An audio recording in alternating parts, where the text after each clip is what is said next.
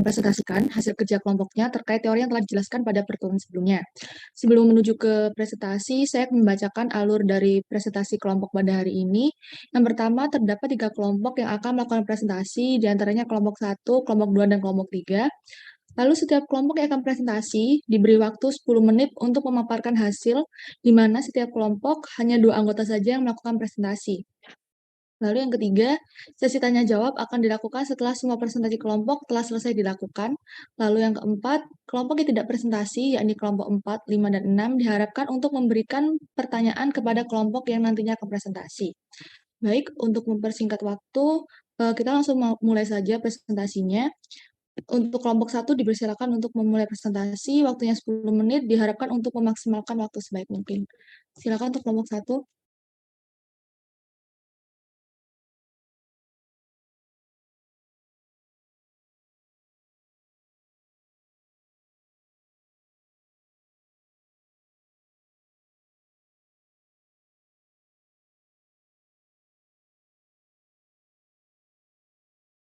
Lalu untuk kelompok 1, apa sudah siap untuk presentasi?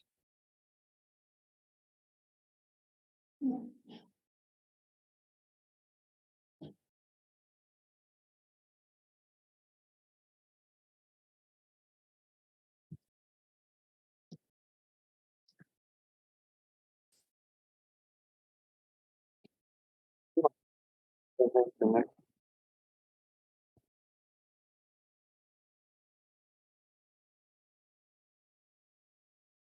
Apakah suara saya terdengar? Iya, sudah terdengar, Dokter. Oke, baik. Assalamualaikum warahmatullahi wabarakatuh. Selamat sore, Bumi dan juga teman-teman sekalian. Saya dari kelompok 1 akan mempresentasikan hasil dari makalah kami mengenai analisis teori pertukaran sosial George Humans pada kolaborasi Perpustakaan Unusa dengan APWTNU. Next. Kemudian di sini ada kelompok 1 yang bisa teman-teman lihat. Oke, next. Kemudian ada daftar isi, jadi isi PPT pada kelompok 1 ini terdapat pendahuluan, pengenalan teori, relevansi teori yang kedua, dan juga kesimpulan.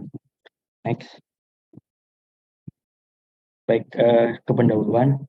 Jadi kelompok kami menggunakan teori dari pertukaran sosial, di mana pertukaran sosial ini merupakan suatu pemikiran yang dikemukakan oleh beberapa tokoh. Salah satunya adalah George J. Humans. Menurut Humans, dapat dikatakan sebagai pertukaran sosial apabila terjadi suatu hubungan di antara masing-masing pihak yang berkontribusi dan menghasilkan beberapa manfaat langsung. Jadi salah satunya adalah dengan adanya kolaborasi ataupun kerjasama antar perpustakaan. Suatu perpustakaan itu memutuskan untuk bergabung dalam suatu asosiasi perpustakaan itu tentunya mengharapkan adanya keuntungan yang akan diperoleh dari interaksi dalam asosiasi tersebut. Perpustakaan tersebut mengharapkan bantuan dari perpustakaan lain untuk menutupi kekurangan-kekurangan yang ada dalam perpustakaan dan mengharapkan saran atau timbal balik yang dapat dilakukan oleh perpustakaan tersebut untuk mengembangkan kualitas dari perpustakaan sendiri. Jadi pada perusahaan usaha dapat memberikan rekomendasi pada perusahaan lain yang tergabung dengan APPTNU. Jadi APPTNU itu merupakan singkatan dari Asosiasi Perpustakaan Perguruan Tinggi Nahdlatul Ulama dengan penyediaan berbagai fasilitas perpustakaan seperti pengembangan koleksi dan juga peningkatan keterampilan di pustakawannya sendiri yang termasuk dalam internal sumber daya manusia itu. Jadi perusahaan perpustakaan tersebut akan merasa terbantu akibat rekomendasi yang diberikan oleh perpustakaan Unusa. Sedangkan perpustakaan Unusa akan memperoleh timbal balik yang berupa manfaat dengan semakin dikenalnya perpustakaan Unusa di antara anggota APTNU lainnya. Next. Pengenalan teori Humans. Dalam subbab ini berisi pembahasan mengenai definisi dan konsep dasar serta sejarah dari teori pertukaran sosial oleh George J. Humans. Mungkin next. Nah, jadi kita ke definisi dan konsep dari teori Humans terlebih dahulu. Jadi konsep dasarnya adalah adanya timbal balik. Di sini adanya timbal balik yang dikemukakan oleh Humans yang memiliki makna bahwa dalam hubungan sosial itu terdapat harapan akan keuntungan bersama. Humans menggambarkan perilaku sosial sebagai pertukaran aktivitas, baik itu berwujud maupun tidak berwujud pada setidaknya dan sekurang-kurangnya adalah dua orang. Kemudian teori yang dikemukakan oleh Humans ini lebih menekankan pada interaksi sosial antar individu untuk membentuk hubungan yang di dalamnya harus ada umpan balik yang merupakan tujuan dari dibentuknya hubungan tersebut. Hubungan yang dimaksud di sini adalah hubungan yang mengarah pada keseimbangan, keselarasan, dan juga keharmonisan.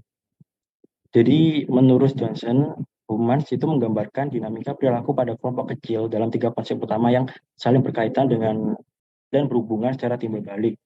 Jadi adapun tiga konsep utama tersebut adalah yang pertama adalah konsep kegiatan, di mana hal ini dimaksud adalah perilaku aktual pada tingkat yang sangat konkret yang meliputi kegiatan-kegiatan yang dilakukan di dalam kelompok kecil tersebut. Kemudian yang kedua adalah konsep interaksi, merupakan kegiatan yang saling mendorong dan menstimulasi kegiatan lainnya di dalam kelompok kecil tersebut. Kemudian yang ketiga adalah konsep perasaan, di mana proses perasaan di sini itu dimaknai dengan suatu simbol berupa perilaku menunjukkan kondisi internal dalam kelompok kecil tersebut. Next. Nah, kita beralih ke sejarah dari pertukaran sosial oleh Humans ini. Jadi, secara historis, teori pertukaran dikemukakan oleh Humans ini sangat erat kaitannya dengan dunia psikologis manusia. Lebih tepatnya itu Humans melihat akar teori pertukaran itu sebagai behaviorisme yang memiliki pengaruh langsung pada sosiologi perilaku. Humans mendasarkan teori pertukaran ini pada sejumlah proporsi dan fundamental.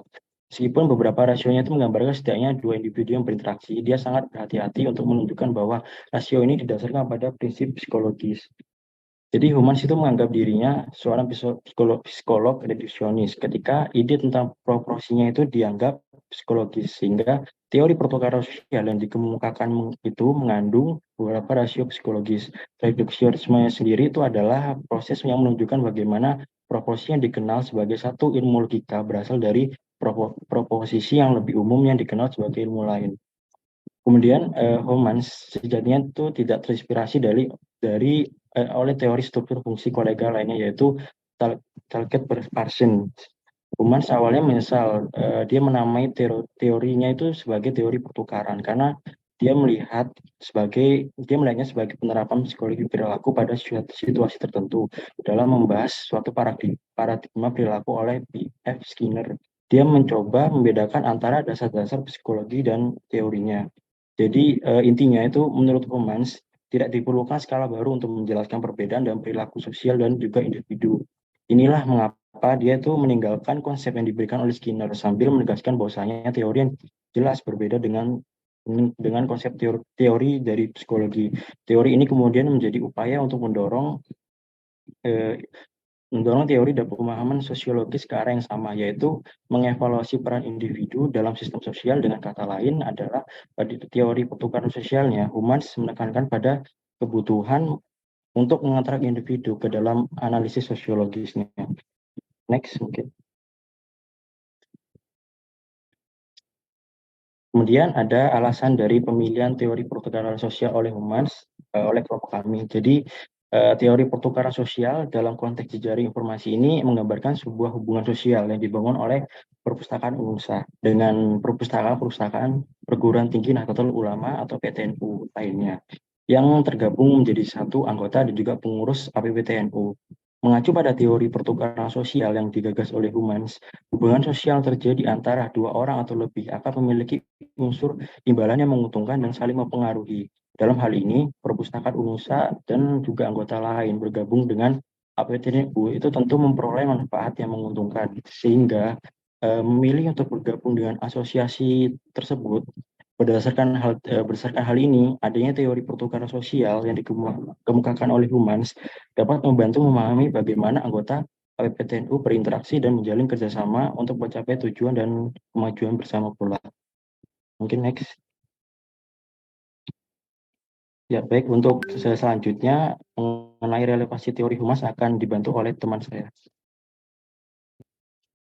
Selanjutnya adalah relevansi teori humanisme.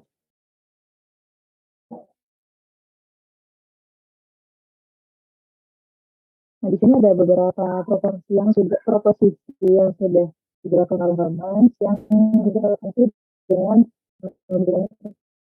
misalnya dalam aplikasi. Yang pertama adalah proposisi F, ini berkaitan dengan waktu yang diterima oleh perpustakaan UNUSA.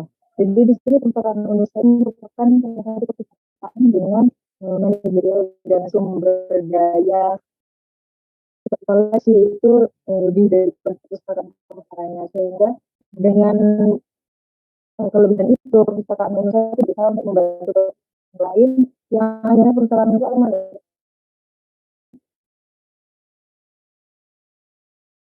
mendapatkan imbalan seperti apresiasi atau akhirnya petugas perpustakaan Indonesia itu ditunjuk sebagai pengisi acara atau tutor. Lalu selanjutnya adalah proposisi pendorong. Nah, di sini berkaitan dengan motivasi perpustakaan Indonesia bergabung dengan APPTNU. Nah, perpustakaan UNUS ini merupakan salah satu perpustakaan pelopor adanya APPTNU, sehingga karena dari awal perpustakaan Indonesia ini sudah sering mendapatkan tanggung jawab seperti mendirikan APPTNU ini, seterusnya perpustakaan Indonesia terbiasa memiliki tanggung jawab untuk menyelenggarakan kegiatan-kegiatan lain seperti workshop, pelatihan, dan lain-lainnya. Lalu selanjutnya adalah proposisi nilai. Ini berkaitan dengan nilai positif yang dihasilkan oleh perpustakaan Indonesia dalam APPTNU. Nah, seperti yang sudah disebutkan tadi, perpustakaan Indonesia ini banyak memberikan bantuan kepada perpustakaan-perpustakaan lain, yang itu membuat dan itu merupakan nilai positif bagi perpustakaan-perpustakaan lain, sehingga memiliki motivasi untuk sama-sama memiliki kualitas seperti perpustakaan Indonesia. Next.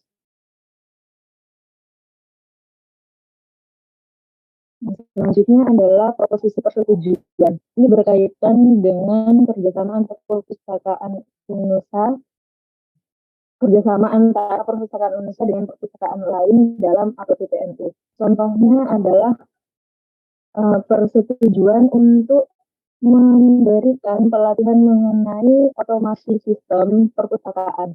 Jadi maksudnya di sini perpustakaan lain akhirnya memiliki persetujuan yang ditandatangani berupa MOU itu,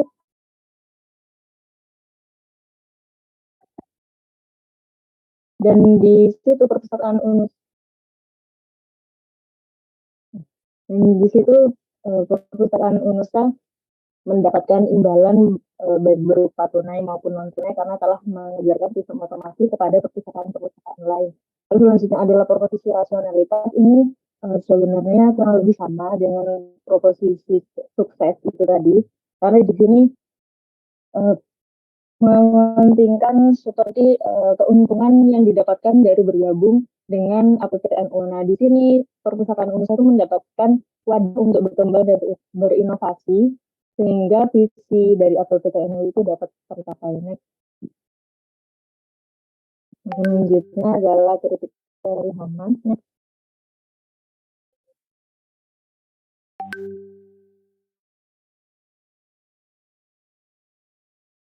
Next. Nah, di sini seperti yang kita ketahui, selain Homans itu ada juga beberapa yang memberikan mengenai pertukaran sosial, contohnya adalah Blau. Nah, di sini Blau itu yang membedakan dengan Homans itu Blau lebih menekankan pada kelompok makro, sedangkan kalau Homans itu kan pada mikro seperti antar individu seperti itu. Lalu Blau ini juga menyampaikan bahwa dalam pertukaran ini, pertukaran tidak langsung atau generalized exchange itu merupakan pertukaran yang lebih penting dalam sebuah kelompok. Maksudnya generalized exchange ini contohnya seperti ini, kita perpustakaan Unesa memberikan bantuan pada perpustakaan A seperti itu. Nah, perpustakaan Unesa tidak mendapatkan imbalan secara langsung dari perpustakaan A saja, tapi juga dari perpustakaan B atau C atau D berupa contohnya seperti asosiasi seperti itu, karena telah membantu perpustakaan A. Lalu beliau juga mengatakan bahwa dalam pertukaran sosial itu harus juga memperhatikan properti kelompok dan juga struktur. Nah, dari pertukaran sosial itu apabila imbalan yang diberikan itu tidak seimbang, itu dapat menyebabkan adanya struktur kekuasaan, di mana salah satu pihak akan merasa lebih berkuasa daripada pihak lain apabila imbalan yang diberikan itu tidak sesuai. Akan tetapi dalam APPTNU ini tidak terjadi karena berdasarkan wawancara yang telah kita lakukan, semua perpustakaan memiliki kuasa yang sama, jadi tidak ada salah satu perpustakaan yang merasa lebih berkuasa dari perpustakaan lainnya.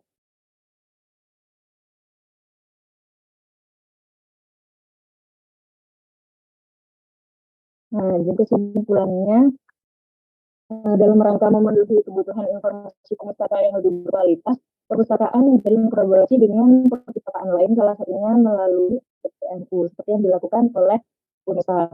Kolaborasi yang terbangun di antara kedua organisasi tersebut akan menimbulkan hubungan timbal balik pada masing-masing pihak. Hubungan timbal balik pada kolaborasi perpustakaan Unesa dengan APPTNU ditelaah lebih lanjut menggunakan teori pertukaran sosial George Homan. Tersebut menyebutkan pada interaksi sosial dalam kelompok kecil yang saling memberikan keuntungan pada masing-masing pihak. Sederhananya, pertukaran sosial yang terjadi pada perpustakaan Unesa dengan APPTNU diawali dengan adanya tanggung jawab perpustakaan Unesa sebagai salah satu pelopor dan juga ketua APPTNU. Perpustakaan Unesa telah memberikan banyak kontribusi kepada PTNU dalam aksi PTNU seperti penyediaan akses jurnal elektronik dan peningkatan percakapan baik secara kualitas maupun kuantitas. Nah, dari sisi anggota PTNU mereka akan merasa terbantu dalam pengelolaan perpustakaan mereka, sementara perpustakaan Indonesia akan makin dikenal di antara PTNU sebagai perpustakaan percontohan. Nah, sekian dari kelompok kami. Apabila ada kesalahan dalam penyampaian materi maupun perkataan, saya mohon maaf, saya kembalikan kepada moderator. Oke, baik. Terima kasih atas presentasinya dari kelompok 1. Saya izin untuk merangkumkan hasil presentasi tadi, di mana kelompok 1 ini menggunakan teori pertukaran sosial pada perpustakaan Unesa yang menjalin kerjasama dengan APPTNU, di mana kelompok 1 menjelaskan bahwa pertukaran sosial itu terjadi pada perpustakaan Unesa dengan APPTNU itu sendiri, seperti menyediakan akses jurnal elektronik, lalu juga melakukan kerjasama-kerjasama lainnya untuk meningkatkan kualitas dari perpustakaan itu sendiri. Baik, untuk yang ingin bertanya kepada kelompok 1 bisa ditahan sampai waktu tanya jawab nanti. Untuk selanjutnya kita lanjut kepada kelompok 2. Kelompok 2 saya persilakan untuk presentasi. Waktunya 10 menit, harap untuk memaksimalkan waktu yang ada. Terima kasih.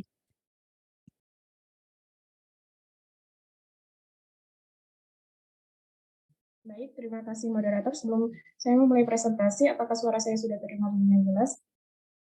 Sudah. Baik, Assalamualaikum warahmatullahi wabarakatuh. Selamat sore Bu Mei dan teman-teman. Kami dari kelompok 2 akan mempresentasikan terkait implementasi teori sosial yang sudah kami pelajari sebelumnya ke dalam kolaborasi perpustakaan Diklat Keagamaan Surabaya dalam FPKI, yaitu Forum Perpustakaan Khusus Indonesia. Selanjutnya. Nah, berikut anggota dari kelompok 2 itu terdapat 8 anggota. Selanjutnya. Baik, sebelum masuk ke dalam pembahasan interpretasi teori, saya akan menjelaskan Perpustakaan BDK Surabaya itu sendiri merupakan perpustakaan Balai Diklat Keagamaan Surabaya yang tergabung ke dalam Forum Perpustakaan Khusus Indonesia, di mana kolaborasi yang dilakukan itu antar perusahaan-perusahaan khusus yang ada di Indonesia. Perpustakaan khusus yang ada di Indonesia itu termasuk perpustakaan di bawah lembaga kementerian, lembaga keagamaan, lembaga pemasyarakatan, dan lain sebagainya.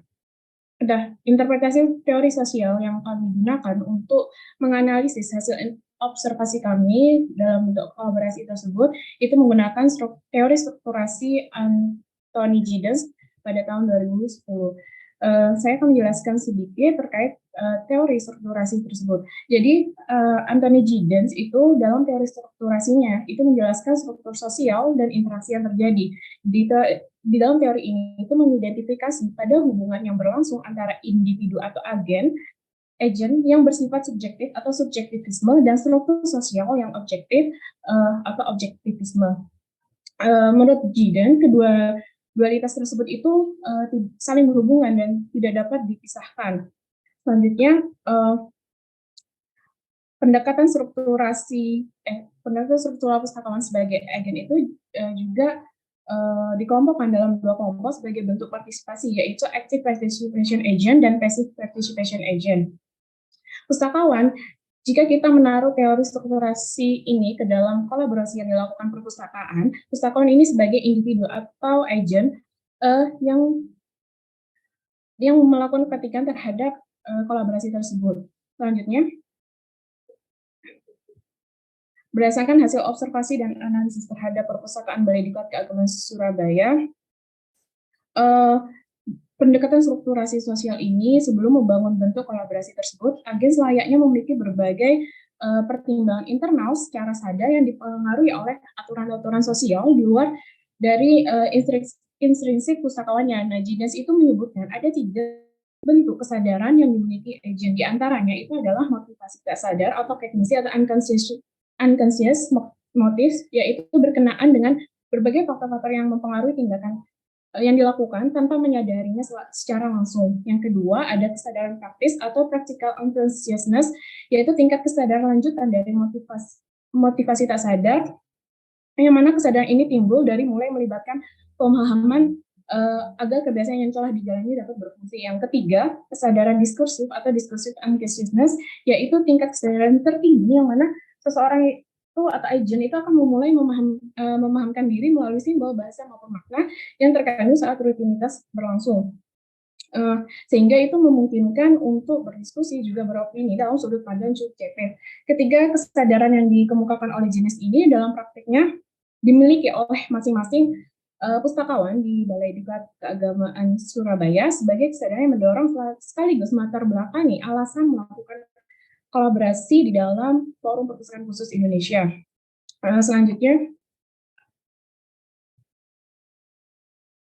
nah, dari ketika kesadaran tersebut, Perpustakaan Balai Diklat Keagamaan Surabaya sebagai agen pada teori strukturasi ini, dia itu memiliki kesadaran mengenai bahwa untuk mengembangkan perpustakaan khusus itu memerlukan update informasi dan juga Perpustakaan Balai Diklat Keagamaan Surabaya itu memiliki kesadaran dia itu memiliki peran bagaimana dapat memenuhi kebutuhan informasi penggunanya dengan meningkatkan kuantitas koleksi mereka. Untuk itu, kesadaran ini tuh diekstraksikan dalam bentuk kesadaran diskursif oleh Perpustakaan Pendidikan Keagamaan Surabaya dengan bergabung pada FPKI untuk melakukan kolaborasi bersama perpustakaan-perpustakaan khusus lainnya. Dengan begitu, dari kolaborasi yang dilakukan Perpustakaan Pendidikan Surabaya mengikuti berbagai program di dalam FPKI untuk mendiskusikan isu-isu terkini terkait pengembangan perpustakaan khusus, sehingga sesuai hasil wawancara, pustakawan perusahaan BDK itu memiliki update informasi bagaimana cara mengembangkan pelayanan di perpustakaan khusus. Dan selain itu di dalam kolaborasi yang dilakukan itu juga perpustakaan itu berkolaborasi terkait koleksi dengan perpustakaan khusus lainnya. Nah, di situ perpustakaan khusus itu bisa meningkatkan kuantitas koleksi mereka dengan berkolaborasi dengan perpustakaan khusus lainnya, sehingga dia itu memahami bahwasanya mereka memiliki peran bagaimana dia itu dapat memenuhi kebutuhan informasi penggunanya itu. Selanjutnya kesadaran praktis. Nah, yang terkait kesadaran praktis tadi, bahwasanya Perpustakaan Pendidikan Surabaya itu telah memanifestasikan dalam bentuk kesadaran praktis seperti pemberian layanan pada pustaka, pembuatan perpustakaan digital oleh saya Lip untuk berbagai koleksi dengan perpustakaan khusus lainnya, serta memberi pelayanan terkait pelatihan pengembangan pustakawan. Yang terakhir terkait motivasi tak sadar. Sebenarnya ini motivasi tak sadar sulit untuk dianalisis ya, karena apa ya, motivasinya itu tidak sadar gitu. Jadi kalau dari kelompok kami itu melihat bahwasannya kinerja Perpustakaan Pendidikan Keagamaan Surabaya itu dalam melakukan kolaborasi dengan Forum Perpustakaan Khusus Indonesia itu secara tidak sadar itu dapat memungkinkan untuk mendapatkan kepuasan dari pemustaka seperti itu. Selanjutnya, nah tadi kan saya sudah menyebutkan bahwasanya Cidens itu mengidentifikasi hubungan antara agent dengan struktur sosial. Nah, selanjutnya untuk struktur sosialnya akan dibahas oleh teman saya.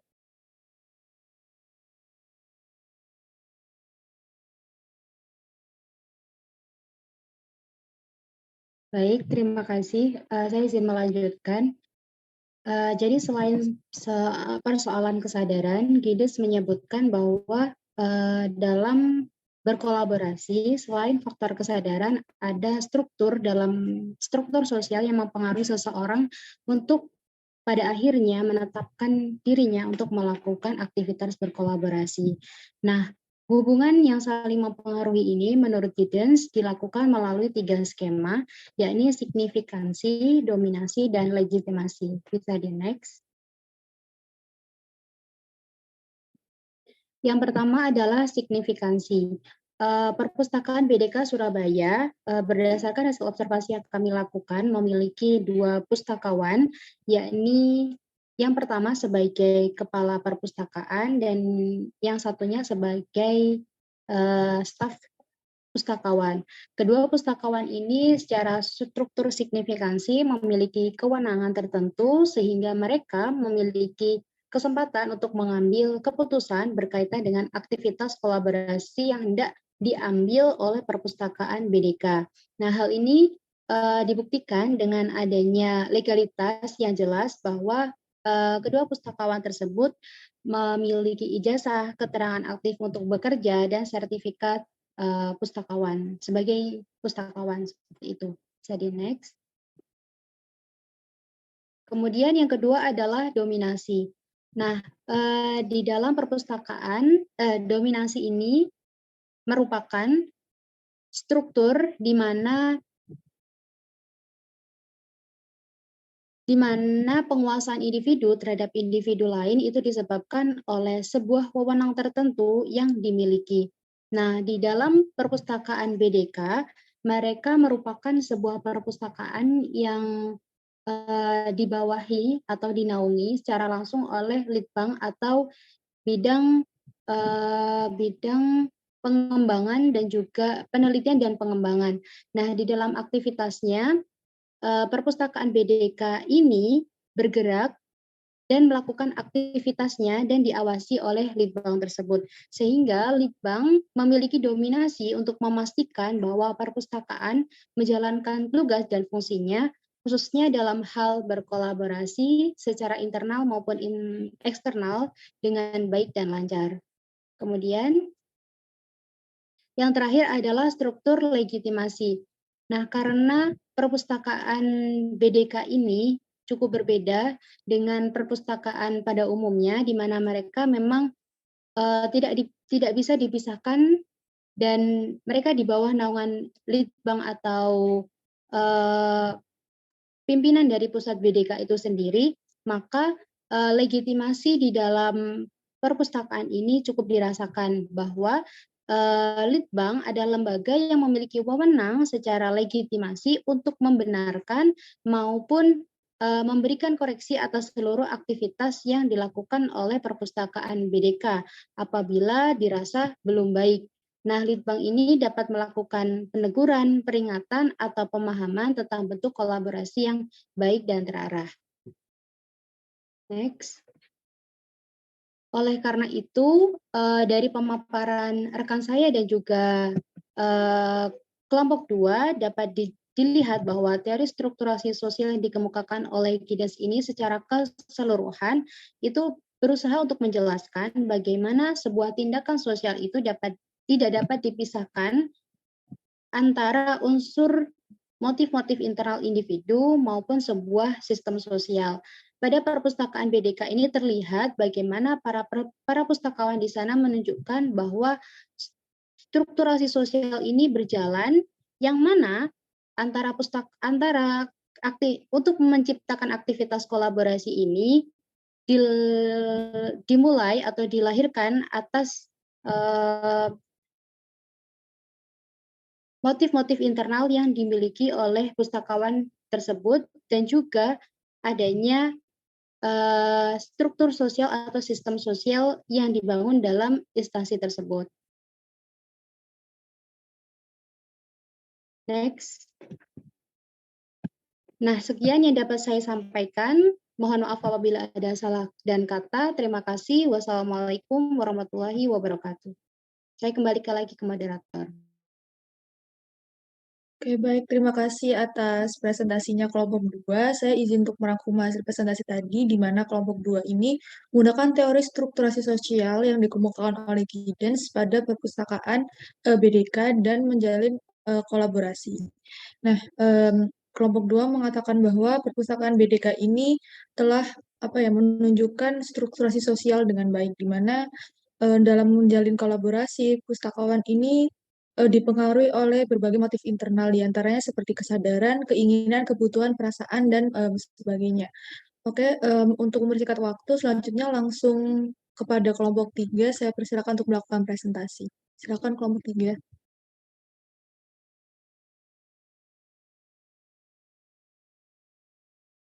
Baik, Assalamualaikum warahmatullahi wabarakatuh. Selamat sore Bu Mei dan teman-teman sekalian.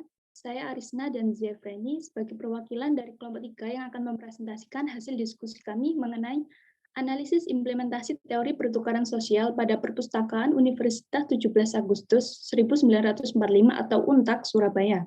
Selanjutnya, nah berikut adalah daftar anggota dari kelompok 3. Selanjutnya. Nah, saat ini perpustakaan itu telah menyadari terkait rendahnya kemampuan dalam pemenuhan kebutuhan informasi pengguna, yang mana hal tersebut disebabkan oleh beberapa keterbatasan. Nah, keterbatasan ini juga turut dipengaruhi oleh faktor internal seperti kekurangan dana, dan faktor eksternal seperti perkembangan teknologi dan informasi yang sangat pesat sehingga dibutuhkan kemampuan lebih untuk menyelaraskan atau menyusul segala perubahan yang terjadi. Nah, beberapa permasalahan tersebut itu ternyata juga dialami oleh berbagai jenis perpustakaan, termasuk perpustakaan perguruan tinggi, salah satunya yaitu perpustakaan UNTAK.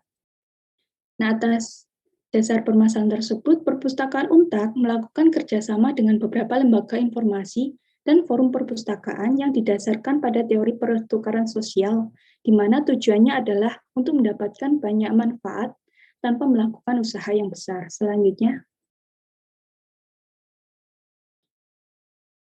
selanjutnya yaitu analisis implementasi teori pertukaran sosial pada perpustakaan UNTAK dalam FPPTI, yang mana akan dibagi dalam beberapa bab. Bab yang pertama yaitu bentuk dan aspek kerjasama pada perpustakaan UNTAD. Selanjutnya, seperti yang kita ketahui, suatu lembaga informasi yang melakukan kerjasama dengan lembaga informasi lainnya tentunya memiliki bentuk-bentuk yang berbeda sesuai dengan kepentingan masing-masing. Nah, berikut adalah bentuk kerjasama yang dilakukan perpustakaan UNTAD dengan FPPTI dan Perpusnas. Yang pertama yaitu perpustakaan UNTAD dengan Perpusnas. Bentuk yang dilakukan yaitu berupa peningkatan kualitas staf perpustakaan UNTAD, di mana staf perpustakaan UNTAD mengikuti uji kompetensi, mengikuti diklat, dan sebagainya. Lalu yang kedua yaitu kerjasama perpustakaan UNTAD dengan FPPTI. Dalam hal ini berbentuk yang pertama yaitu dalam pengembangan kualitas dan kemampuan mahasiswa dari program studi terkait dengan memberikan izin PKL di perpustakaan UNTAD. Lalu yang kedua yaitu pengadaan koleksi perpustakaan dengan cara tukar koleksi sesuai kesepakatan kedua belah pihak.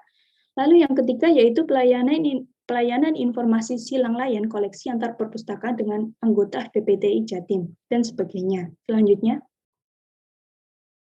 sedangkan dalam aspek kerjasama, tentu perpustakaan UNTAD ketika melakukan kerjasama dengan lembaga informasi lainnya, tentu mempertimbangkan beberapa aspek. Aspek yang dipertimbangkan sendiri yaitu berupa aspek pelayanan dan aspek kepentingan. Aspek pelayanan sendiri yang dimaksud yaitu layanan yang sesuai di perpustakaan UNTAD Surabaya itu seperti apa, sedangkan perpustakaannya akan bekerja sama dengan perpustakaan UNTAD sendiri memiliki pelayanan yang sudah ada di perpustakaan UNTAD atau belum. Aspek pelayanan ini menjadi sangat penting karena pada dasarnya perpustakaan UNTAD Surabaya memiliki visi misi yang dimana akan lebih menonjolkan layanannya. Sedangkan aspek yang kedua yaitu aspek kepentingan ini berkaitan dengan kepentingan-kepentingan apa yang hendak dicapai dan yang dimiliki perpustakaan UNTAD dan kepentingan apa yang saat ini sedang perpustakaan UNTAD utamakan. Selanjutnya, nah, berdasarkan bentuk kerjasama yang tercipta tersebut, menandakan bahwa dalam kerjasama yang terjalin, itu terdapat pertukaran antar kedua belah pihak, baik berupa ganjaran material, berupa barang, maupun spiritual atau pujian. Nah, sedangkan dalam hal aspek mengindikasikan bahwa terdapat tujuan-tujuan yang hendak dicapai oleh perpustakaan UNTAD. Hal ini seperti dengan salah satu syarat terjadinya sebuah pertukaran sosial, yaitu suatu perilaku atau tindakan harus berorientasi pada tujuan-tujuan yang hanya dapat tercapai lewat interaksi dengan orang lain. Selanjutnya yaitu kontribusi perpustakaan UNTAD Surabaya dalam proses kerjasama. Kontribusi atau sumbangsi sebagai wujud partisipasi aktif yang dilakukan setidaknya oleh dua instansi, organisasi, perkumpulan, atau forum dengan berupa dana atau tindakan. Kontribusi dalam proses kerjasama yang dilakukan perpustakaan UNTAD yaitu menyediakan ruang berdiskusi dan informasi dengan narasumber wawancara. Nah, hal ini bentuk tersebut sebagai bentuk kontribusi keilmuan dan penyediaan informasi, dan tentunya dilakukan dengan mempertimbangkan biaya atau pengorbanan perpustakaan UNTAD. Lalu yang kedua yaitu bersedia menjadi lokasi praktik kerja lapangan atau magang. Dan yang terakhir yaitu melakukan silang layanan. Selanjutnya, berdasarkan beberapa kontribusi tersebut dapat diketahui bahwa kerjasama yang terjadi itu melibatkan keuntungan dan manfaat yang diperoleh. Hal tersebut juga terjadi dalam teori pertukaran sosial, seperti yang dinyatakan oleh Homans bahwa transaksi pertukaran terjadi ketika pihak yang terlibat memperoleh keuntungan dengan mempertimbangkan biaya dan manfaat. Salah satu keuntungan yang diperoleh dalam kerjasama ini oleh perpustakaan UNTAD adalah digunakannya sebagai dokumentasi kegiatan untuk mendukung penilaian akreditasi. Selanjutnya yaitu penggunaan media sosial perpustakaan UNTAD dalam proses kerjasama. Perpustakaan UNTAD Surabaya menggunakan berbagai media sosial agar terus memperbarui informasi dan menyesuaikan tren yang sedang berkembang luas di masyarakat sehingga membuat proses kerjasama menjadi lebih optimal. Adapun media sosial yang dimiliki oleh UNTAD yaitu Facebook, Instagram, TikTok, Twitter, dan YouTube. Namun dari kelima media sosial tersebut, Instagram menjadi media sosial yang sering dan aktif digunakan. Nah, aktivitas pertukaran sosial di media sosial tersebut meliputi hubungan perpustakaan Untak Surabaya dengan para pemustaka yang berupa saling bertukar informasi secara daring. Lalu yang kedua yaitu hubungan perpustakaan Untak dengan FPPTI Jatim, yang mana berupa peninjauan berbagai kegiatan yang diadakan dalam ruang lingkup FPPTI dan berinteraksi dengan para anggota FPPI secara daring. Selanjutnya. Nah, pada penggunaan media sosial yang dalam menjalin hubungan kerjasama tersebut, seperti yang diungkap oleh Surma bahwa aktivitas pertukaran sosial di era digital identik dengan adanya penggunaan media sosial, di mana seseorang dapat memaksimalkan keuntungan dan meminimalkan biaya dari hubungan sosialnya. Dalam hal ini, Perpustakaan Untak Surabaya berusaha memaksimal keuntungan dari proses kerjasama yang dilakukan, yakni dengan para pemustaka. Adapun cara memaksimalkan keuntungannya ini adalah dengan membangun hubungan yang saling menguntungkan antara kedua pihak. Selanjutnya akan dilanjutkan oleh rekan saya. Baik, kemudian terdapat hambatan dalam proses kerjasama pada Perpustakaan Untak Surabaya. Yang pertama yaitu adanya komunikasi yang kurang baik. Nah, komunikasi yang dimaksud di sini itu berkaitan dengan persoalan akses kartu super, di mana terdapat kesalahan persepsi dari mahasiswa terkait penggunaan akses kartu super. Di sini seorang mahasiswa itu berpikir bahwa dengan menggunakan kartu tersebut, mereka dapat mengakses segala jenis informasi di perpustakaan yang ada di seluruh Indonesia. Namun faktanya tidak seperti itu, dikarenakan di tiap perpustakaan tentu memiliki aturan masing-masing yang harus ditaati oleh pengunjungnya. Kemudian yang kedua yaitu kapasitas pengiriman SDM. Ketika terdapat semacam pertemuan dengan lembaga lain, ya perpustakaan Untak ingin atau berkehendak untuk mengirimkan 2 SDM, namun ternyata yang diperbolehkan untuk mengikuti hanya 1 SDM saja. Dan yang terakhir yaitu pembagian waktu dan terlambatnya informasi yang diterima. Nah, hal ini akan mengakibatkan pihak perpustakaan tidak dapat berkontribusi pada kegiatan eksternal lain. Next. Natty Baut dan Kelly mengemukakan bahwa kontribusi dalam kerjasama didasarkan pada pengalaman dan harapan sebelumnya. Nah, berdasarkan pada pernyataan tersebut, hambatan-hambatan serta pengalaman yang telah disebutkan sebelumnya dapat mempengaruhi kontribusi dalam kerjasama yang dilakukan oleh perpustakaan Untak, di mana kurangnya komunikasi yang baik itu dapat menghambat pertukaran informasi yang efektif dan menunjukkan adanya ketidaksesuaian harapan dan pengalaman antara mahasiswa dan perpustakaan. Dan hal ini akan dapat mempengaruhi kepercayaan dan kepuasan dalam pertukaran sosial, serta hambatan lain seperti terjadinya proses pelaksanaan kegiatan yang bersamaan, kapasitas pengiriman SDM yang terbatas, pembagian waktu yang sulit, dan keterlambatan informasi juga menimbulkan ketidaksesuaian antara harapan dan pengalaman yang dalam hal ini dapat menurunkan tingkat kepuasan dalam pertukaran sosial. Next. Kemudian terkait upaya perpustakaan Untak dalam mempertahankan kerjasama, yang pertama yaitu saling memberikan sumbangsih atau berbagi informasi terkait apa yang dibutuhkan dari masing-masing universitas yang berkaitan dengan bahasan di lingkup perpustakaan. Yang kedua yaitu perpustakaan Untak membuat nota kesepakatan MOU atau MOA dengan perpustakaan lain untuk menjalin kerjasama dan kegiatan yang akan dijalankan. Next.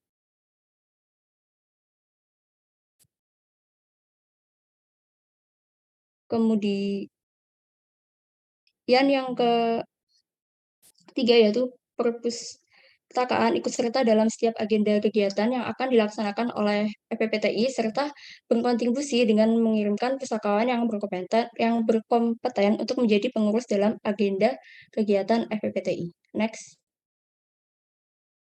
Nah, menurut Peter dan Blau, dalam pertukaran sosial itu terdapat fungsi utama. Salah satunya yaitu membentuk tali pertemanan yang saling membuat persetujuan, seperti halnya yang dilakukan oleh Perpustakaan Untak Surabaya, di mana sebelum melakukan kerjasama dengan perpustakaan lain, kedua belah pihak saling membuat persetujuan atau kesepakatan yang biasa disebut dengan MOU atau Memorandum of Understanding atau MOA, Memorandum of Agreement, seperti halnya yang dikatakan oleh Peter Ball, bahwa pertukaran sosial diperluas dan digabung dengan pertumbuhan saling percaya yang bersifat paralel. Oleh karena itu, dalam kerjasama MOU dan MOA tersebut sangat diperlukan supaya proses kerjasama antara perpustakaan terus berlanjut dan agar dapat membangun dan memperkuat kepercayaan antara pihak-pihak yang terlibat. Next.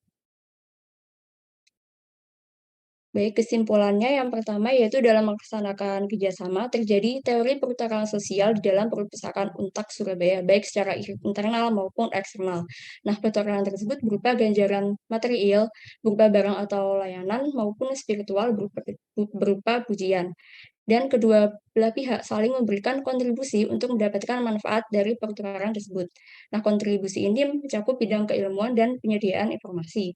Kemudian, Perpustakaan Untak Surabaya memanfaatkan sarana media sosial dalam proses kerjasama, serta terdapat beberapa hambatan yang dialami oleh Perpustakaan Untak Surabaya selama proses kerjasama.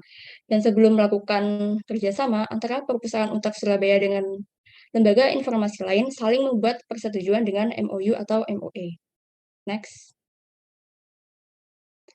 Kemudian ini merupakan saran dari kelompok kami. Yang pertama, memperluas sektor kerjasama dengan banyak instansi lainnya seperti lembaga informasi atau lembaga non-informasi agar dapat lebih banyak berkontribusi dan mendapatkan keuntungan atau manfaat untuk kemajuan perpustakaan. Dan yang kedua, menciptakan inovasi baru serta menambah media sosial lain sebagai media atau sarana berkolaborasi agar memiliki jangkauan kerjasama yang lebih luas. Dan yang ketiga, mulai berbenah dengan mengatasi hambatan-hambatan yang dialami agar kepercayaan dan kepuasan dalam pertukaran sosial tetap terjaga dan semakin meningkat. Yang keempat, terus berkontribusi dan memberikan sumbangsih kepada pihak lain yang terlibat dalam kerjasama untuk terus menjaga jalinan pertemanan. Dan yang terakhir, melakukan evaluasi terhadap kerjasama atau kolaborasi yang telah dilaksanakan agar dapat terus berkembang menjadi program yang bermanfaat bagi masa depan. Sekian presentasi dari kami. Apabila terdapat kesalahan dalam penyampaian materi kami, mohon maaf. Terima kasih. Saya kembalikan kepada moderator. Baik, terima kasih atas presentasinya kepada kelompok 3. Saya izin untuk merangkum dari hasil presentasi tadi, di mana kelompok 3 ini menggunakan implementasi dari teori pertukaran sosial pada perpustakaan Untak dalam FPPTI Jatim. Nah, dari bentuk implementasinya itu diantaranya seperti memaksimalkan kerjasama antara perpustakaan Untak dengan FPPTI. Lalu dalam proses kerjasamanya, perpustakaan Untak itu menggunakan sosial media dalam proses kerjasama dan dengan kerjasama tersebut terjadilah pertukaran sosial antara perpustakaan Untak dengan FPPTI, begitu juga perpustakaan Untak dengan perpustakaannya. Oke, selanjutnya kita akan memasuki sesi tanya jawab. Saya akan mulai dengan 3 pertanyaan terlebih dahulu. Bagi teman-teman yang ingin bertanya kepada kelompok 1, 2, dan 3, harap untuk melakukan raise hand, lalu sebutkan namanya, NIM-nya berapa, dan juga dari kelompok berapa. Teman-teman bisa dipersilakan untuk bertanya.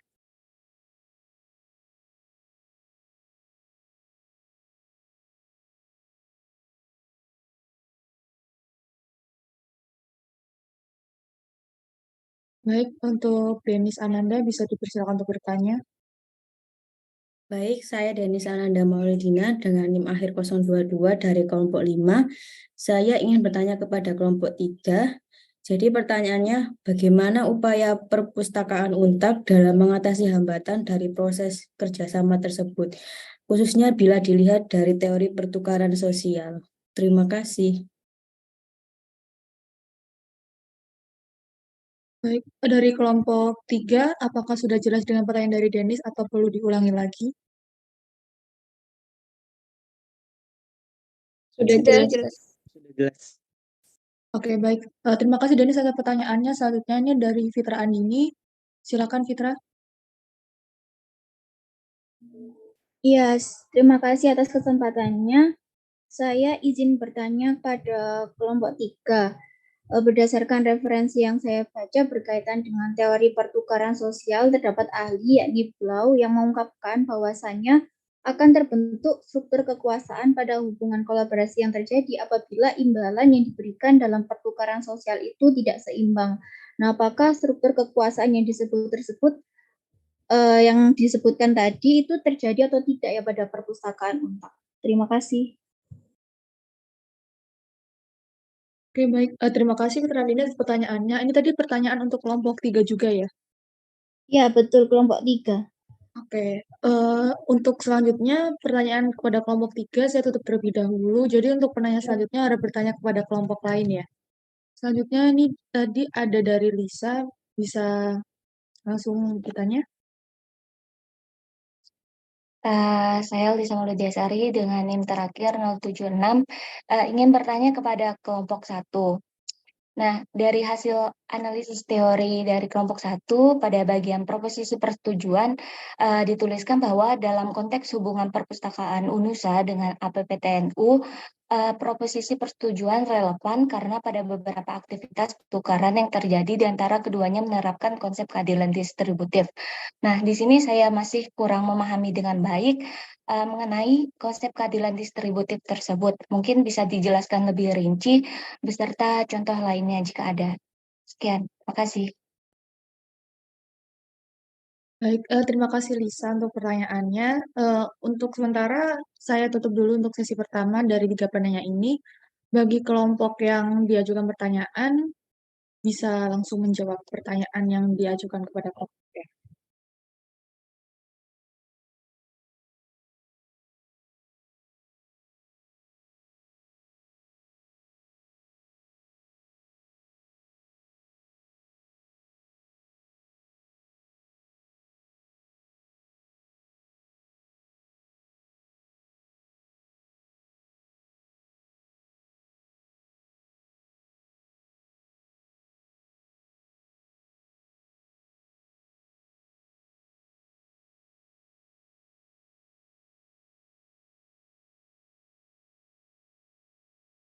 Baik, saya dari perwakilan kelompok 1 akan menjawab pertanyaan dari Lisa. Nah, keadilan distributif itu merupakan prinsip kesetaraan dalam pembagian antara imbalan dan pengorbanan yang terjadi antara pihak-pihak yang terlibat dalam suatu interaksi. Jadi imbalan di sini itu berupa apa yang diterima dari interaksi tersebut, sedangkan pengorbanan itu usaha yang dikeluarkan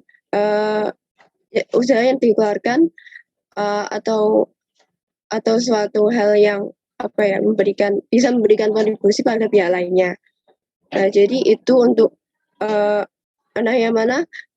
ketika suatu pertukaran sosial itu bisa terjadi dengan respon positif apabila pihak-pihak yang terlibat dalam pertukaran tersebut meyakini bahwa imbalan dan pengorbanan yang mereka berikan itu setara. Nah, untuk contohnya akan dijelaskan oleh rekan saya.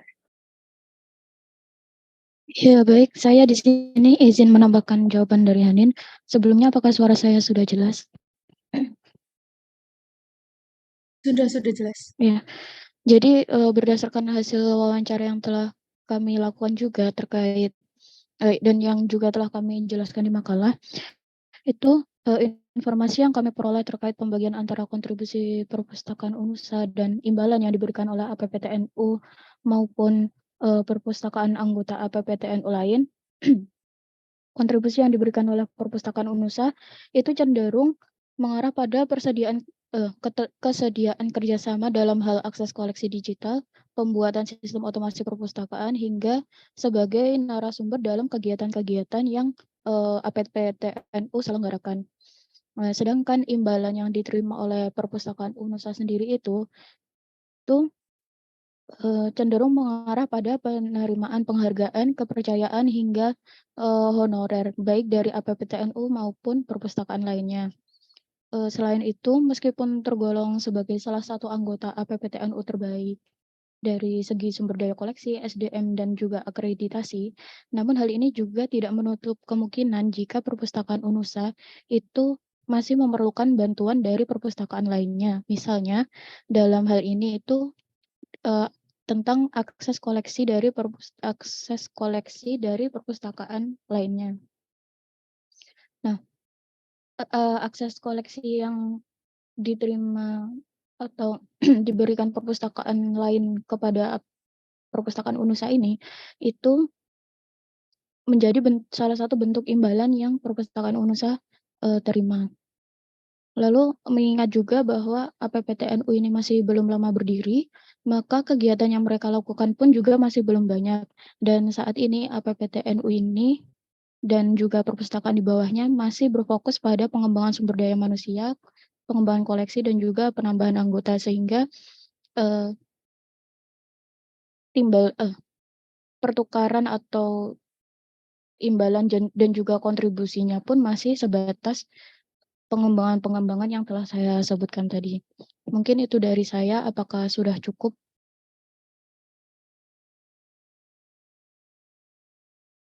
Sudah cukup, terima kasih. Baik, terima kasih. Baik, terima kasih kepada kelompok 2 atas jawabannya kepada Lisa. Dari Lisa tadi sudah jelas. Selanjutnya untuk kelompok 3, apakah sudah siap untuk menjawab pertanyaan dari Denis dan juga dari Fitrandini? Iya, saya izin menjawab pertanyaan dari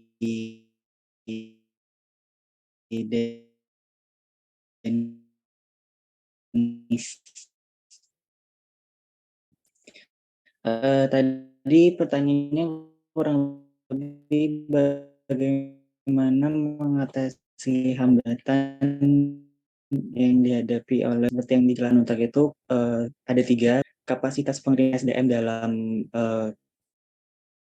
pendelegasian, lalu yang ketiga itu pembagian waktu dan terlambatnya informasi yang diterima. Nah, untuk hambatan berupa komunikasi yang kurang baik ini, Perpustakaan Untak sudah mulai memperbaiki miskomunikasi, yaitu dengan memberikan informasi terkait layanan, terkait yang lain-lain di Instagram resmi mereka, sehingga mahasiswa bisa mengakses informasi ke Instagram Perpustakaan Untak terlebih dahulu jika ingin mengetahui tentang layanan-layanan.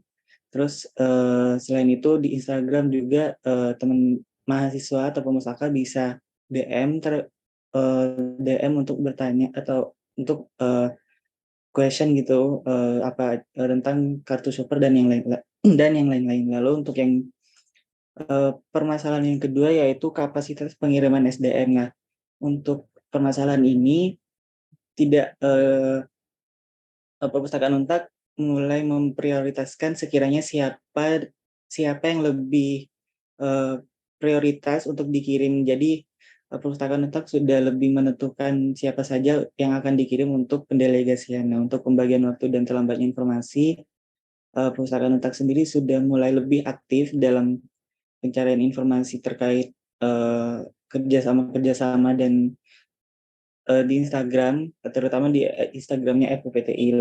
Untuk pembagian waktu sendiri, pihak Perpustakaan Untak sendiri sudah bisa memanage waktu atau memanage sekiranya mana yang lebih prioritas antara kegiatan yang internal atau yang eksternal. Kurang lebih dari saya seperti itu. Mungkin dari teman-teman ada yang ingin menambahkan?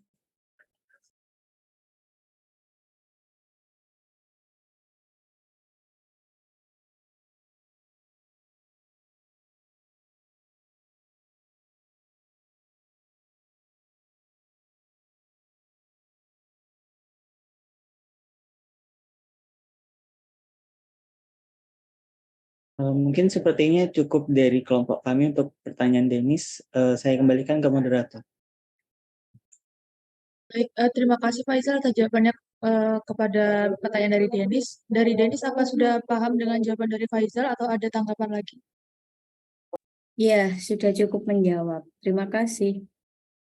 Baik, selanjutnya masih ada satu pertanyaan lagi yang masih belum terjawab dari Fitra Andini tadi ya. Apa dari kelompok 3 sudah ada jawaban untuk pertanyaan tersebut?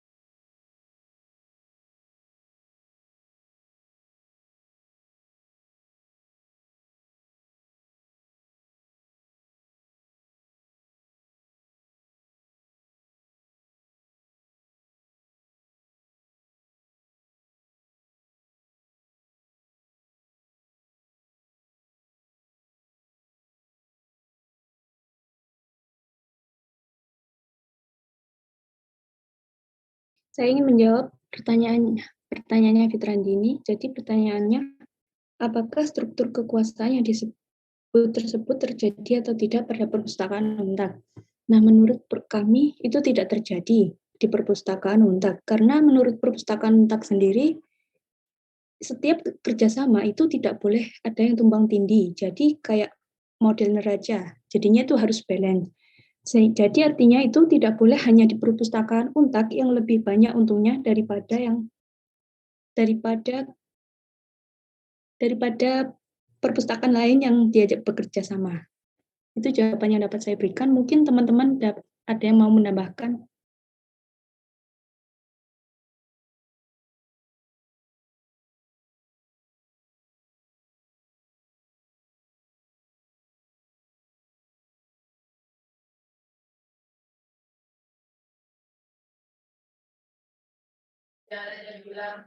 Ya, mungkin saya izin menambahkan jawaban dari Arisna. Jadi untuk berdasarkan tadi imbalan yang diberikan dalam pertukaran sosial itu seimbang, berdasarkan wawancara kami dengan perpustakaan UNTAD sendiri, selama bekerja sama tidak ada pihak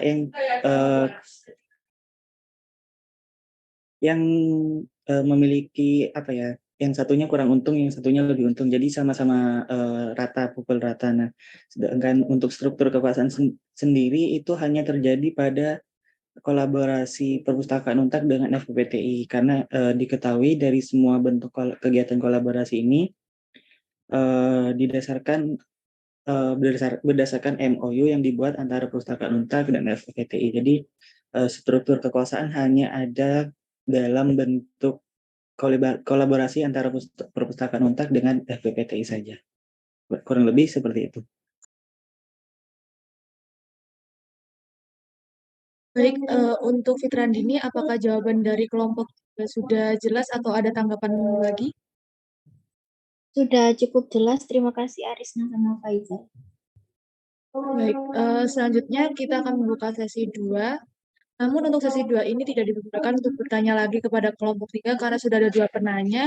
Untuk selanjutnya diharapkan untuk bertanya kepada kelompok 1 dan kelompok 2 ya teman-teman. Untuk selanjutnya saya persilakan untuk teman-teman yang ingin bertanya kepada kelompok 1 dan kelompok. Baik, untuk Zakiatul Albi bisa silakan bertanya. Ya, baik. Terima kasih atas kesempatannya. Saya Zakiatul Albi dari kelompok 4. Izin bertanya kepada kelompok 1.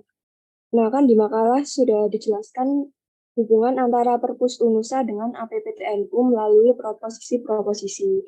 Nah, sementara itu di makalah juga menjelaskan terkait asumsi-asumsi dari pertukaran sosial terkait dengan sifat dari hubungan yang disebutkan dari Mukfar tahun 2015. Nah, yang ingin saya tanyakan, bagaimana implementasi dari sifat hubungan apabila dikaitkan dengan asumsi-asumsi yang telah dipaparkan pada makalah sesuai dengan yang terjadi di perpustakaan UNUSA. Terima kasih. Oke, baik pertanyaannya. Terima kasih Albi. Untuk teman-teman dari kelompok 1, apa sudah jelas dengan pertanyaannya atau perlu diulang lagi? Sudah. Oke, baik. Untuk selanjutnya, dari teman-teman yang ingin bertanya bisa langsung raise hand.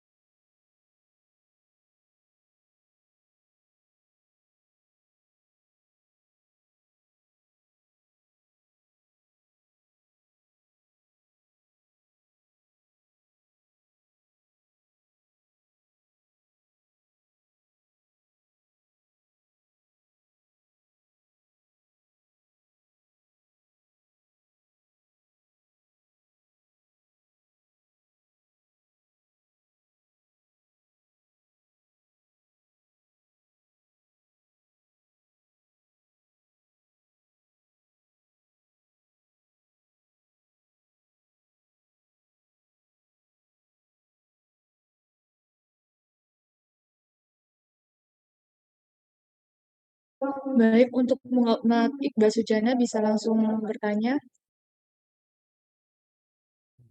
Ya, terima kasih. Ya, terima kasih moderator. Saya izin bertanya pada kelompok 2 yang dimaksud PKI. Tadi disebutkan ada struktur dominasi di mana Litbang yang mendominasi atas purpose PDK. Saya ulang pertanyaannya. Tadi disebutkan dari kelompok 2 ada struktur dominasi yang di mana Litbang itu mendominasi atas perpustakaan PDK. Lalu yang saya tanyakan, apakah perpustakaan PDK itu punya dominasi yang serupa dalam menjalin kolaborasi dengan FPKI atau lembaga lainnya? Baik, pertanyaan Iqbal ini ditujukan untuk kelompok 2. Apakah dari kelompok 2 sudah paham dengan pertanyaannya atau perlu diulangi lagi? Sudah paham. Baik, terima kasih. Selanjutnya teman-teman yang ingin bertanya lagi bisa langsung raise hand, atau untuk kelompok yang tadi diberi pertanyaan dan sudah ada jawabannya bisa langsung dijawab sambil menunggu.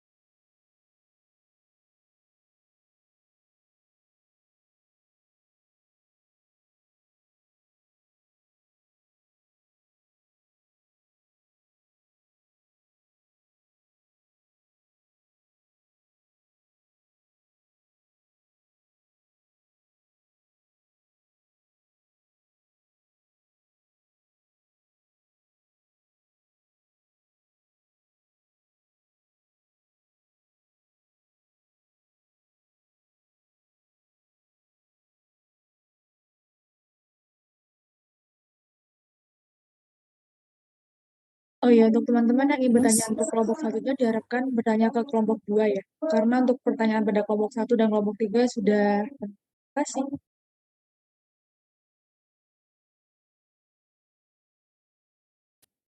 Permisi moderator, izin menjawab. Iya, silakan. Iya, dari kelompok 1 izin menjawab pertanyaan dari Zakiatul Alfi. Jadi implementasinya itu berkaitan dengan asumsi 1 itu dengan ketergantungan di antara kedua belah pihak. Dalam hal ini ketergantungan yang dimaksud itu cenderung dirasakan oleh perpustakaan lain di bawah APPTNU karena mereka masih tergolong perpustakaan yang kecil dan mereka masih perlu banyak bantuan baik dari perpustakaan yang lebih unggul maupun dari APPTNU-nya sendiri. Hal ini bertujuan agar mereka dapat berkembang hingga memperoleh akreditasi. Selanjutnya akan dijawab teman saya. Baik, saya akan menjawab implementasi asumsi yang kedua pada perpustakaan UNUSA dalam APTNU.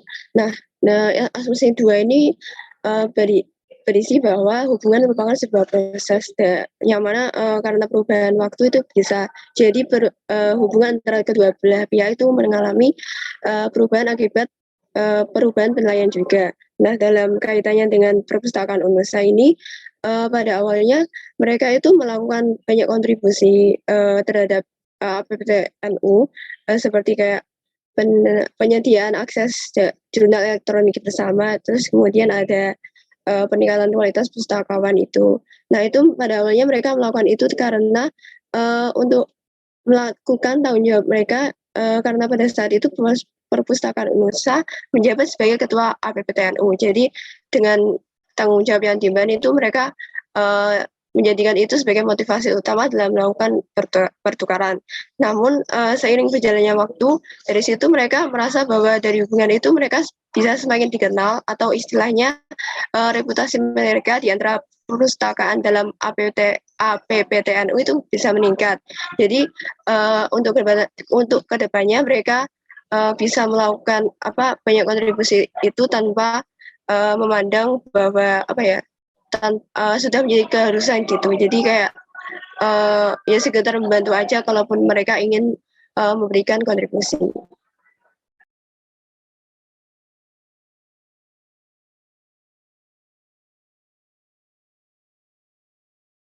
Oke, baik. Untuk Zakiatul Alfi, apakah jawaban dari kelompok 1 sudah menjawab atau ada yang perlu ditanyakan kembali? Iya, jawabannya sudah sangat menjawab. Terima kasih banyak. Baik, terima kasih atas jawabannya kepada kelompok 1. Untuk selanjutnya, kelompok 2 apa sudah siap menjawab atau ada teman-teman lagi yang ingin bertanya, saya persilahkan.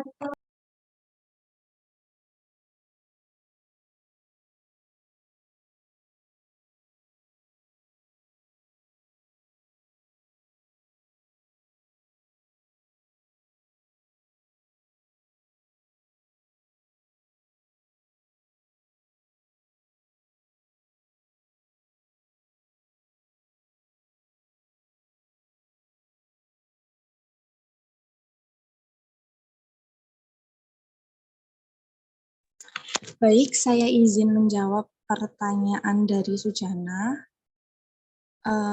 Di sini pertanyaannya terkait apakah perpustakaan BDK memiliki dominasi dalam menjalin kolaborasi dengan pihak FPKI atau lembaga lainnya.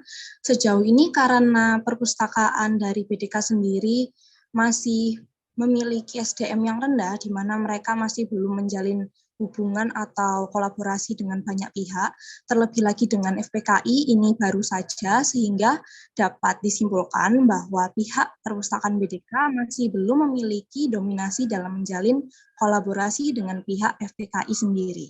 Terima kasih. Baik, apa dari Iqbal Sujana sudah jelas dengan jawaban dari kelompok 2? Jelas, terima kasih, Dewi. Baik, apakah masih ada yang ingin bertanya atau sudah cukup pertanyaannya, teman-teman?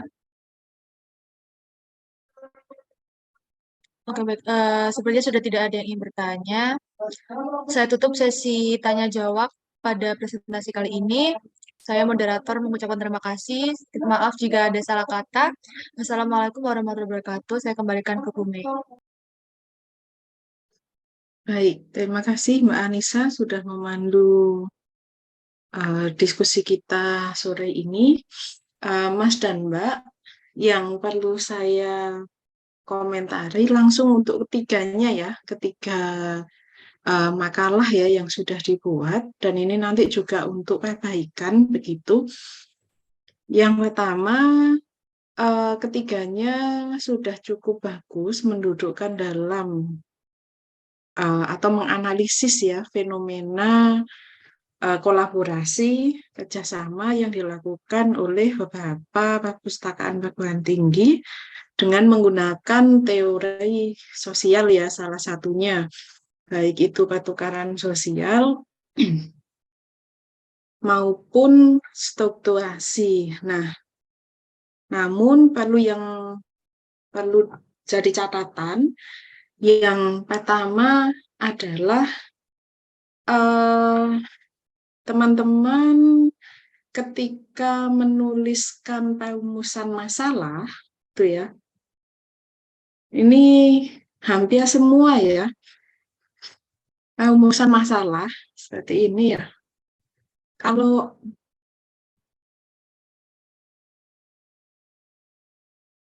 begini yang tampil 2 apa 1 ya? Yang tampil di layar. 1, Bu. 1, Bu. Oh, 1 ya. Oke, ya udah nggak apa-apa 1 aja ya. Oke, kalau untuk kelompok 1, ini ya merumuskan masalahnya. Oke, relevansi teori pertukaran sosial gitu ya. Terus kemudian sebenarnya alasan dipilihnya teori pertukaran sosial ini saya paham untuk menjembatani mungkin ya, untuk membuat sebuah prolog gitu ya, kenapa memilih teori pertukaran sosial untuk menganalisis kolaborasi di perpustakaan Unusal gitu ya. Cuman kalau memang ini diperlukan, maka teman-teman di LBM-nya saya rasa sudah ada ya. Kenapa memilih pertukaran sosial ya? Teman-teman kelompok 1 ya. Sudah disebutkan kalau nggak salah. Atau belum ya? Ini kan ya?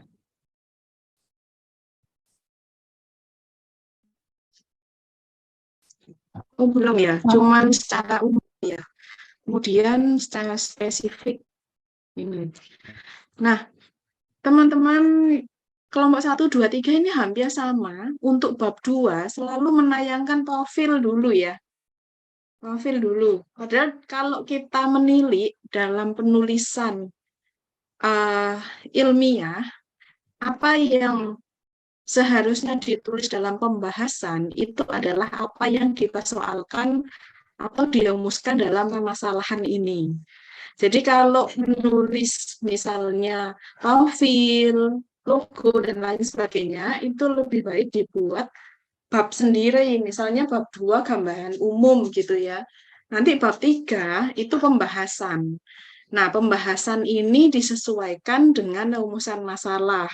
Ini di bawah ini kan sudah ada ya.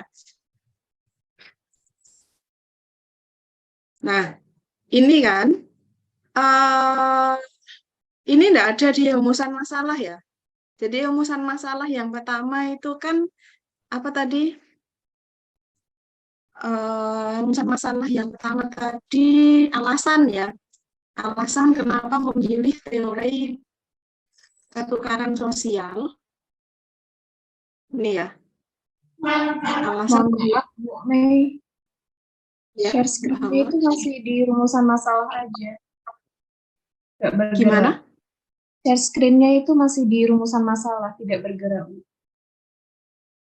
Oh gitu, sebentar. Saya ini aja ya kalau gitu. Oke.